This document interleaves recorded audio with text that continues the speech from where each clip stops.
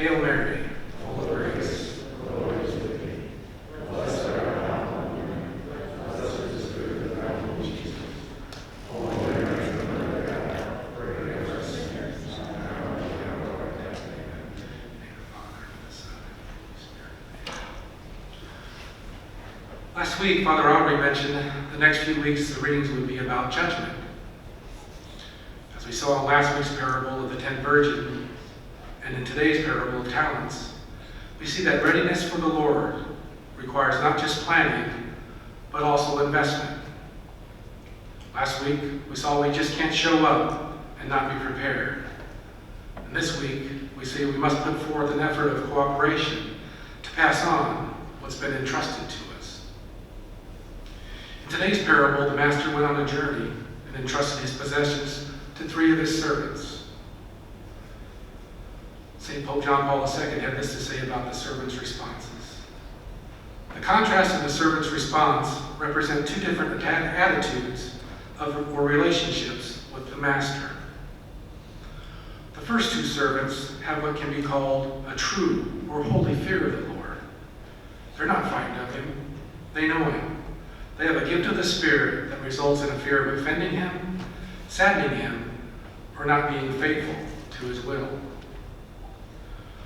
The third servant has a false fear of the Lord, the fear of a slave cowering before a cruel master, the fear of one who doesn't have a relationship with the master. The first 2 servants received 5 and 2 talents, respectively. They have a holy fear of the Lord and do their best taking care of the talents that the master has entrusted to them, and they double the amount that he gave them. When the master returns, he tells them, "Well done, my good and faithful servant.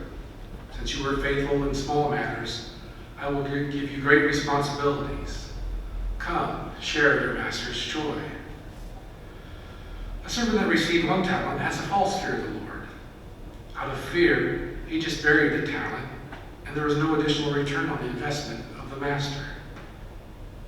So when the master returns, he rebukes the servant and basically says the excuse he gives him to bury the talent should have been motivation to at least make an effort to do the minimum and put the talent in the bank for interest, which would be better than doing nothing. Then the master replies, "You wicked, lazy servant," takes the talent and gives it to one of the other servants. And then he has him thrown into the darkness where there'll be wailing and grinding of teeth. At first, this seemed like harsh punishment. He didn't lose the master's money. But looking at a previous chapter, we get a little more context of the situation. Jesus had been talking to his followers about faithful and unfaithful servants. It is the faithful and wise servant that will take care of the master's household while he is away by giving food to them at the proper time. Jesus is talking with disciples who are familiar with receiving more or having it taken away. If the talents represent each servant's knowledge of the mysteries of the kingdom of heaven, and the servant is not sharing this with or feeding this to others, the severe punishment is understandable. For the servants in the parable and us servants today, being entrusted with the message of salvation is a great responsibility. It should be shared so that all people learn about salvation through Jesus. To bury it for ourselves is neglecting our responsibility to the Lord, who calls us to share the good news of salvation. Salvation for forgiveness of sins and his love, kindness, and mercy. If we look carefully at today's parable, we see that cooperation with the servants is necessary, but that it's secondary. The primary source and reason for success is the master. The servants didn't earn their original talents. They received them from the master's goodness.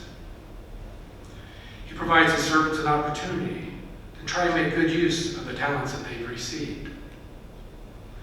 It's like that in our relationship with Christ. For us Christians today, talents also refer to the graces we receive at baptism and through the sacraments, and all the other blessings and abilities we've received freely from God. Everything we have is a gift from God, and is to be used or invested and shared for the good of others, especially the poor, and to help sustain and to grow the church. We can use these gifts as Christ intends us to, which will help us prepare his kingdom here on earth and leads us and others to happiness in this life and in the life to come. Or we're free to squander our gifts, burying them in a hole of self-indulgence, fear, laziness, and greed, which cut off our relationship with the Lord. In either case, we are the secondary agents of success.